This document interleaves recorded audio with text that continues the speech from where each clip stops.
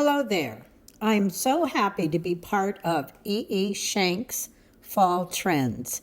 Happy making. I'm excited to share with you a little bit about my newest book, Doak's Starry Block of the Month. This book is a great introduction to paper foundation piecing.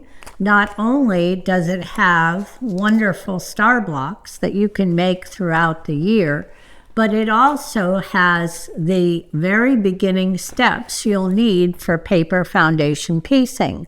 There are the tools and the supplies that you'll need, and then it goes into the techniques for paper foundation piecing, and then there is step by step with photos exactly what you're going to do to make each section of the block. And so as you make each section of the block and trim it up, you've got 4 A sections and 4 B sections that you're going to join. And what I want to share with you in this video is how to make sure that you join them absolutely perfectly. And so this shows the pinning of the 2 ends of the block. It shows the pinning of any matching point along the block. And then what you're going to do is machine based this pinning section, this one, this one, this one, this one, and this one. And then that gives you the opportunity to open the block and make sure that the points match perfectly.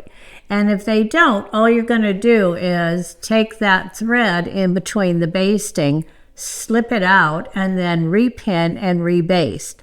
That way, when you sew the sections together, you know that they're going to match.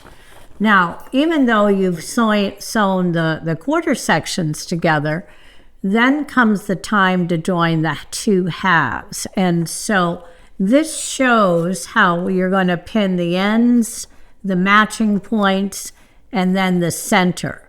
And you notice that the seam allowances are all going in the same direction. So they spiral on 1 half of the block. So when you join the 2 halves of the block together, take this finished block, you'll see that I machine basted each of those places where I pinned, and I opened up the block to make sure they matched perfectly before I sewed them with a small stitch. Now, one little trick I do is when I get to the very center of the block, I'll reduce the stitch length down to almost a 1. And the reason I do that is so that it pulls all those seam allowances in really, really tight. And so when I open this up, I'm talking about the seams, whoops, let me hold it. Spiraling, see how they spiral right around that block? So this final middle seam, I just push it in opposite directions. And so that allows that center to lay nice and flat. It also gives you a very perfect center. So you can see that the points on the block match up perfectly. So it's the little tricks like that that make paper foundation piecing the star blocks really fun. Because if you've got those little tricks at your disposal, then you're not frustrated when you're putting the sections together. Also, there's tricks like this one here. You know, let's say there's an oops, or you run out of thread, or you have to take a piece off. How to take a piece off easily. So I'm excited to share with you how to paper foundation piece these stars so that everyone can do that easily. And then, of course, in the book, you'll have all the different star blocks for each month.